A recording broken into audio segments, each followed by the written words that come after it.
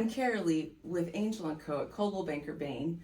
Chloe and I are esteemed and honored to sit with the amazing Lenore Carter, who has been with this company for long enough to know better. That's true. That's true. That's true. And we were asking Lenore about this belief. Like, what does that mean? What does that even mean? Yeah. So a client gave it to me, Walter and Suzanne, and I met them at an open house here in Lake Oswego on Rosalia Way, and they were very nice. And I said, "Well, I'd like to show you some properties." And they said, "Okay." Is this the guy from North Dakota? Yeah, the guy from North Dakota, and his wife from, I think, Massachusetts, but I'm not quite sure about that. Anyway, he had a couple of requirements. He wanted to be near his favorite coffee shop, and he wanted a one level, and he wanted in a certain area. And so I called him one day and I said, "Walter, we worked together for 3.5 years before he went into 3.5 years looking for the right house. Looking for the right house. That's dedication. It is. And so this came across the internet, this house, and I went, "Oh my God, that looks like Walter." So I called him. I said, "Walter, I think I found something that you and Suzanne should see." "Oh," he said, "is it over in Montclair, the neighborhood that I've identified quite some time now?" I said, "No, it's not. But I know you like to do Sunday drives, and I encourage you to drive by this house." So he did, and Sunday I got a call, ring, ring, ring. Lenore, this is Walter. I said, "Well, hello, Walter, what are you doing?" He said, "Well, I'm out in front of Lariat Court over in Hartung Farms." I said, "The one that's in Montclair?" "No, dear, it's not." And he said, "It's lovely." So it wasn't even in his neighborhood. Nope, not in his neighborhood. And he went up, knocked on the door, people open it, and he's a very friendly guy. He just is the person you want to talk to.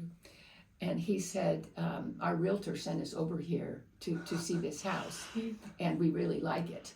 And, well, come on in." Oh, no. And so they gave him a tour and did the whole thing. So this call I get from Walter, I said, "You're right in front of the house." "Oh, yes, we met the sellers, and we told them we're going to buy it, and that you would be calling them." I'm going, "Walter, I told you not to do that." Not supposed to do And that. he said, dear, it was just whatever. And anyway, they bought it, and I then sold their house on Boundary Street, which is off of Beaverton Hillsdale Highway. But, I'm only going back 30 years. No, just 30. 47 years in the business, I'm just going back 30 years. But you remember memorable people, and Walter and Suzanne were memorable. Were very, very memorable. So there you go. You can't believe what a buyer may tell you, right? It's so true. I had a buyer, we're pending in Battleground, Washington, and they told me absolutely no HOA. That is the first no. We're pending on a house in an HOA. Oh. Right. They don't mean to be liars. No, they just sometimes they're misguided at the beginning. That's right. And they're like, "No, we have to have this." Yeah, gotta get it. So you do meet the most amazing people. I feel I've been fortunate to work with. I don't have any memories of any bad ones, to tell you the truth. That's great. They've all been able to teach me something, and hopefully I've been able to usher them through a lifestyle change. Yeah. Because that's really why people buy houses. Yeah. They're getting married, they're not getting married. They're having a baby, grandma's moving in, grandma's moving out. We want to have a big yard for the 3 dogs we now have. Now we don't have the dogs anymore. Yeah, I mean, things change. Yeah. And you have to be able to get to, what's really that motivation? What is that lifestyle change? They're not always so upfront. They'll tell you that right in the beginning, and they may not know either. Right. It may become articulated to them through us working together. Yeah. So it's interesting. You told us something last week. We were getting ready to go on a listing appointment, and I said, "Chloe, ask Lenore," we say other mother, because as you clearly see, Elliot now has 2 mothers in the office. I love her dog, even if I don't have any treats. Yeah, I got treats on my list. Yes. So we said, "Can you give us a piece of advice before we go on this listing appointment?" Oh. And do you remember what you told us? No. Chloe, do you remember? Is it the build the bridge and get over it? That was the first one. Oh yeah, that's because we were talking about how to deliver news on price. Yes. So what did you say about the price? Do you remember what Lenore Yeah. said about the I price? think you said price to sell and price to own. Correct. A lot of sellers do. So a lot of sellers want to price it to own. To own They it, don't think that. They just think it's worth 2 or 3 million more than what it's really worth. at least. And that's a process that they need to go through. Mhm. And how do they go through the process? They get feedback. Yeah. What have you done for me lately? I haven't had any showings. I think it must be priced to own. It's not priced to sell. Yeah. Yep. And so I said, yeah, price to own or price to sell. Did that work for you? Yes, it was really fun. Yeah. The appointment we were going to was a dear friend of ours is getting married, and Mm-hmm. she's moving in with her Lifestyle change. a lifestyle change. So we Yep. said, so do you want to sell it or do you want to just put it on the market and see what happens? She's like, I want to sell it. We're like, well, then this is the price. This is the Yeah, price. yeah. So that was a lot of fun too. And so when I'm working with a buyer taking them out, there's a code that says DOM, and that is days on the market. Mhm. So I don't really show too many houses that have been on the market 30 days.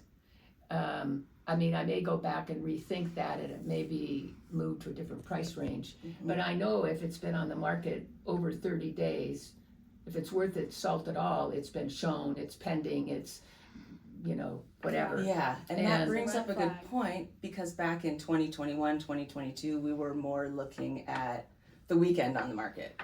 So if it Right. was still existing past the weekend, that was the bad news. Right. Now it's about 30 days. Well, I mean, that's just Mhm. my opinion. Yeah. And we used to do, let's see, I started 6/1/78. I remember that because I used to be in personnel before I got into June real 1st, estate. 1978. Yeah, 78. 6/1, Yeah, 78. yeah, 6/1/78. So let me think. How was I tying that thought in? Days on the market. Days on the market. So when you first started, it was probably more like 6 months on the Oh market. no, I know what. When we first started, Nike and Intel were our big clients, and because I did a lot of production, and you notice if you follow their stocks, that their stocks are down, both of them, quite a bit, it's like 30% or something. But we had a lot of Intel executives and a lot of Nike executives, and so just in the 10 years or so, maybe I'd been selling. I said we have to look at our exit when we are buying a house. We've got to say, what happens if I have to go to Albuquerque or What's my exit San Francisco? Well, no, I mean, I've got to buy it without issues. strategy? Mhm. And then we used to, the relocation companies, because they didn't want to hold these, they didn't want to buy them from the employees. They wanted the employee to sell it on their 30 days or whatever. Mm. So is there a big power plant behind it? Is there a trashed house across the street? Are there, a lot of the houses in the 70s had sunken living rooms. I call them, now there is a perfect example. It's called a trip hazard. What do you mean by a trip hazard? Oh, Trip simple. It's so bad. The relatives come over for the Christmas party and grandma backs up and falls right down into the Concussion. vaulted living. Yeah. No. And it happens more than once. In fact, I would say, you want to stay away from that. Well, why? Well, because there's a step, and I've been to too many events or parties where I've seen people fall off this. So that would be a house not to buy. Now, I sold a house up on Hideaway Court to a very seasoned buyer of mine. I think I've sold her 8 houses. She has a new zip code now. But anyway, she loved the house so much that she filled in The step sunken down, room. and it had a vaulted ceiling. So she So she wasn't. had She room. didn't go to a 7-foot ceiling. I mean, she still had a 10 or 11-foot ceiling. That would be an exception. Yes. But a lot of those I houses. have in one the- client that did that too. A lot of homes in the 70s have that. That was the feature to have. I want a sunken living room. No, you don't. Ellie didn't want one either. Thank you for joining us today. Oh, my pleasure. Would you come back? Absolutely. Wonderful. Can't wait to have you back. Mhm. And signing off here at Coldwell Banker Bain in Lake Oswego. Have a great day, guys. Bye. Bye.